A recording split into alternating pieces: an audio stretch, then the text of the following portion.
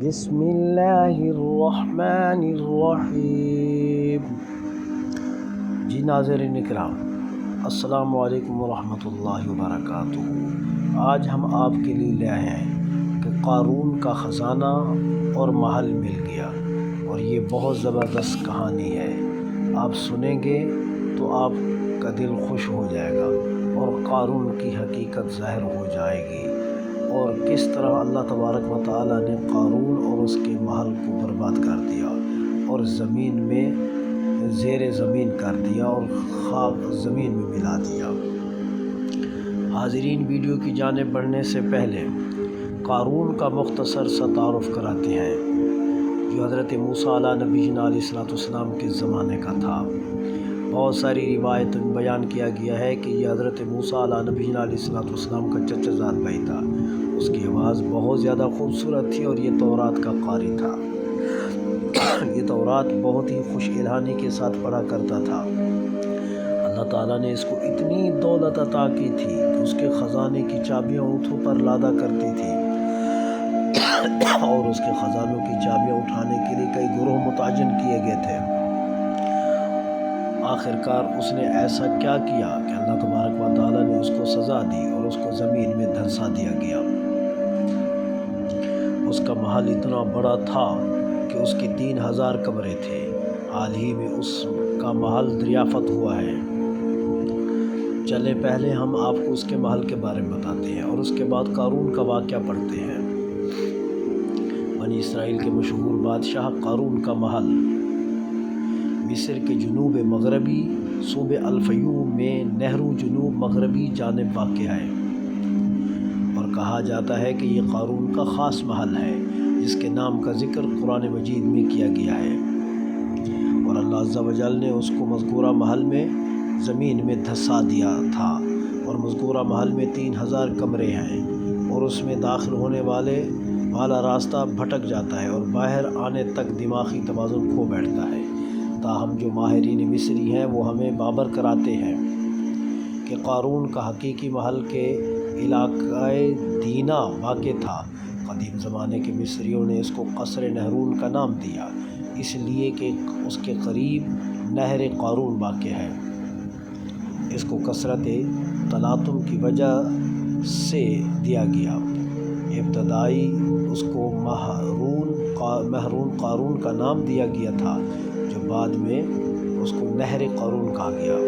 قارون قبل المسیح میں مصر کا بادشاہ تھا، جبکہ ماہرین کا کہنا ہے کہ قارون اور اس کے محل کا واقعہ آشور شہر نیروان میں واقع ہے۔ قارون اس کے محل کو دھنسانے کا واقعہ سیر اور واقع بیان کرنے والوں نے بیان کیا ہے۔ موسیٰ علیہ نبینا علیہ السلام نے کہ بنی اسرائیل کو دریا سے باہر نکالنے کے بعد قربانیوں کا نظام سیدنا حضرت ہارون علیہ السلام کے سپرد کر دی۔ بنی اسرائیل اپنی قربانیاں حضرت ہارون علیہ السلام کے پاس لاتے اور وہ ان کو مذبح خانہ میں رکھ دیتے، اور آسمان سے ایک آگ آتی اور اس کو کھا جاتی۔ قارون کو سیدنا ہارون علیہ السلام کے اس منصب پر حسد ہوا۔ اس نے موسیٰ علیہ السلام سے کہا کہ رسالت آپ کی ہے اور قربانیوں کا انتظام آپ نے ہارون علیہ السلام کے سپرد کر دیا ہے، اور میرے پاس کچھ باقی نہیں رہا، حالانکہ میں تورات کا قاری ہوں، اور مزید میں اس پر صبر نہیں کر سکتا۔ حضرت موسیٰ علیہ السلام نے ارشاد فرمایا، یہ منصب میں نے ہارون علیہ السلام کو خود سے نہیں دیا، بلکہ اللہ تبارک و تعالیٰ کے حکم سے دیا ہے۔ قارون نے کہا کہ میں آپ کی بات کی ہرگز تصدیق نہیں کروں گا جب تک آپ مجھے اس پر کوئی ثبوت نہ پیش کریں۔ موسیٰ علیہ السلام نے اس کی بات کو سن کر ارشاد فرمایا، بنی اسرائیل کو اپنے پاس بلایا اور سب کو ارشاد فرمایا کہ اے بنی اسرائیل، تم سب لاٹھیاں لے کر میرے پاس آ جاؤ۔ جب سب لاٹھیاں لے کر آپ کے پاس آ گئے تو ان تمام لاٹھیوں کو آپ نے خیمے کے اندر رکھ دیا، اور ساری رات وہ خیمے میں پہرا دیتے رہے۔ بنی اسرائیل جب صبح دیکھا تو موسیٰ علیہ السلام کی لاٹھی ہریالی ہو چکی تھی اور اس پر سبز پتے اگ آئے تھے۔ موسیٰ علیہ السلام نے ارشاد فرمایا، اے قارون، تو نے دیکھا ہے میرا معجزہ یہی دلیل ہے۔ تو وہ آگے سے کہنے لگا کہ یہ جادو ہے، اور یہ حضرت موسیٰ علیہ السلام اس کے ساتھ اچھی طرح پیش آئے، لیکن قارون کا موسیٰ علیہ السلام کے ساتھ دن بدن بغاوت بڑھتی گئی اور اس کے اندر تکبر بڑھتا گیا اور انانیت بڑھتی گئی۔ ایک مرتبہ قارون نے سونے کا دروازہ بنایا اور اس کی دیواروں پر سونے کی تختیاں نصب کی۔ بنی اسرائیل ان کے پاس آتے جاتے اور اس کے پاس کھاتے پیتے اور اس کو ہنساتے اور خوش کرتے۔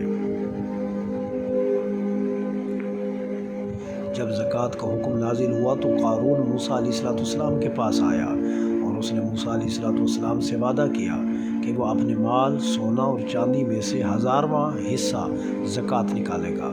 جب وہ گھر گیا تو اس نے حساب و کتاب کیا تو اس کی نیت زکوٰۃ دینے سے بدل گئی۔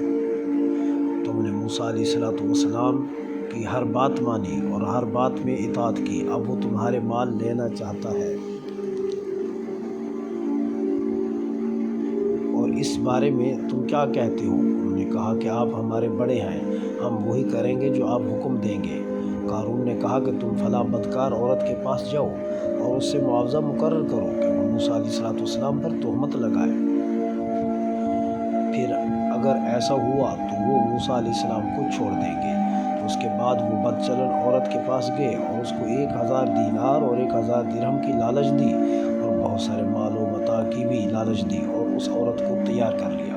دوسرے دن بنی اسرائیل کو جمع کر کے موسیٰ علیہ السلام کے پاس آیا اور کہنے لگا کہ بنی اسرائیل آپ کے انتظار کر رہے ہیں اور آپ تشریف لے آئے اور انہیں واعظ و نصیحت کریں۔ حضرت موسیٰ علیہ السلام تشریف لے آئے اور واعظ و نصیحت کی اور فرمایا، بنی اسرائیل، جس نے چوری کی اس کے ہاتھ کاٹے جائیں گے اور جس نے تہمت لگائی اس کو 80 کوڑے مارے جائیں گے اور جس شخص نے زنا کیا اس کو 100 کوڑے مارے جائیں گے۔ اگر اس کی عورت نے زنا کیا تو اس کو سنگسار کیا جائے گا حتیٰ کہ وہ مر جائے۔ یہ سن کر قارون کہنے لگا کہ یہ حکم سب کے لیے ہے یا خاص کے لیے؟ آپ نے فرمایا یہ حکم سب کے لیے ہے اور اس میں سب برابر ہے۔ قارون نے کہا کہ بنی اسرائیل کا خیال ہے کہ آپ نے فلاں عورت کے ساتھ بدکاری کی ہے۔ موسیٰ علیہ السلام نے ارشاد فرمایا، اس عورت کو میرے پاس بلاؤ۔ موسیٰ علیہ السلام نے ارشاد فرمایا، اس ذات کی قسم جس نے دریا میں پانی کو پھاڑ دیا اور راستے بنا دیے اور تورات نازل کی۔ موسیٰ علیہ السلام نے اس عورت سے فرمایا، جو کچھ کہنا ہے سچ سچ بولنا، جھوٹ مت بولنا۔ تو اللہ تبارک و تعالیٰ نے اس عورت کی زبان پھیر دی اور موسیٰ علیہ السلام کی سچائی کے بارے میں گواہی دی اور ساتھ یہ بھی فرما دیا کہ قارون نے مجھے 1000 دینار اور 1000 درہم دینے کا وعدہ کیا تھا اور مجھے کہا کہ موسیٰ علیہ السلام پر تہمت لگائے۔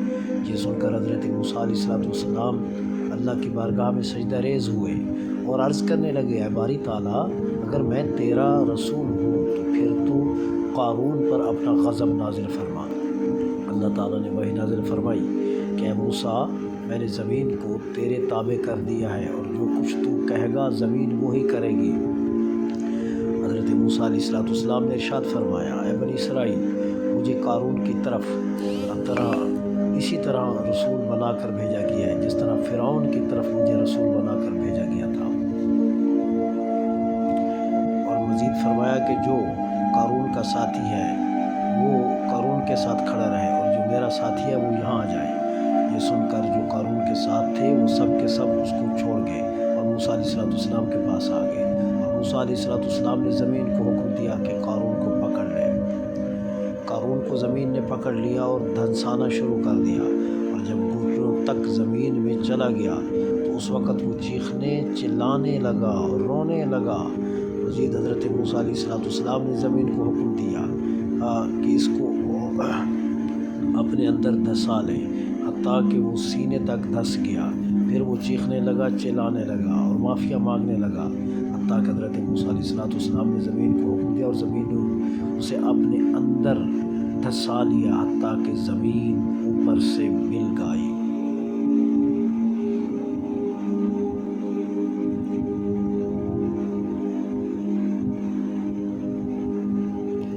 یہاں تک کہ زمین نے اس کو اپنے اندر دھسا لیا، بالکل اوپر سے زمین مل گئی۔ حضرت قتادہ رضی اللہ تعالیٰ عنہ بیان کرتے ہیں کہ نبی صلی اللہ علیہ وسلم نے ارشاد فرمایا، قارون قیامت تک زمین میں دھساتا ہی جاتا رہے گا۔ بنی بنی اسرائیل یہ منظر دیکھ کر کہنے لگے کہ موسیٰ علیہ السلام نے قارون کو زمین میں اس لیے دسایا ہے کہ وہ اس کے محلات اور سونے اور چاندی پر قابض ہو جائے۔ یہ سن کر موسیٰ علیہ السلام نے دعا کی، اس کا محل اور اس کا مال و متاع ہونا وہ چاندی تمام زمین نے اپنے اندر دھسا لی۔